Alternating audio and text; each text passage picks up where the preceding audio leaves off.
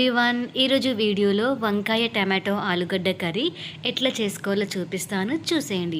First కావాల్సినవన్నీ cut చేసేసుకోవాలి. ఇక్కడ వంకాయల్ని సన్నగా కట్ చేసేసుకొని ఉప్పు నీళ్ళలో వేసుకోవాలి అన్నమాట, చేదెక్కకుండా ఉంటాయి.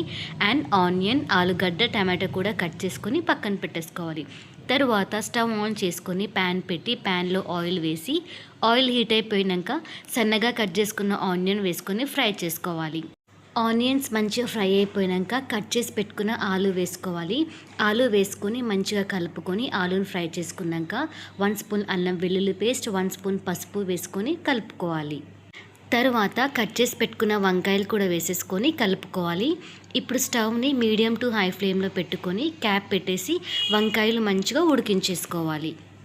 ఒక 5 మినిట్స్ తర్వాత క్యాప్ ఓపెన్ చేసి చూస్తే వంకాయలు మంచిగా మగ్గిపోతాయి. ఇప్పుడు కట్ చేసి పెట్టుకున్న టమాటో కూడా వేసేసుకొని ఇంకొక 5 మినిట్స్ మనం ఉడికించేసుకోవాలి. టమాటోస్ కూడా బాయిల్ అయిపోయాక 2 స్పూన్స్ కారం, 1 స్పూన్ సాల్ట్ వేసుకొని మంచిగా మిక్స్ చేసుకొని మళ్ళీ ఒక 5 మినిట్స్ పాటు ఉప్పు కారం పట్టేలాగా మనం క్యాప్ పెట్టేసి ఉంచేసుకోవాలి. సో 5 మినిట్స్ తర్వాత క్యాప్ ఓపెన్ చేసి చూస్తే ఉప్పు కారం మంచిగా పట్టి ఉంటుంది అండ్ కర్రీ కూడా దగ్గరకు వచ్చేస్తుంది. ఇప్పుడు సూప్ కోసం ఒక గ్లాస్ వాటర్ యాడ్ చేసేసుకొని స్టవ్ని మీడియం ఫ్లేమ్లో పెట్టి ఒక 5 మినిట్స్ వరకు ఇట్లనే ఉంచేసుకోవాలి. ఫైనల్గా వంకాయ టమాటో ఆలుగడ్డ కర్రీ అయితే రెడీ అయిపోయింది.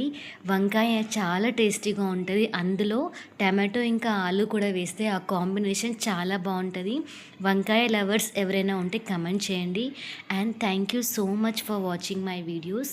ఇంకా ఎవరైనా సబ్స్క్రైబ్ చేసుకోకపోతే please like, share, comment and subscribe. Thank you.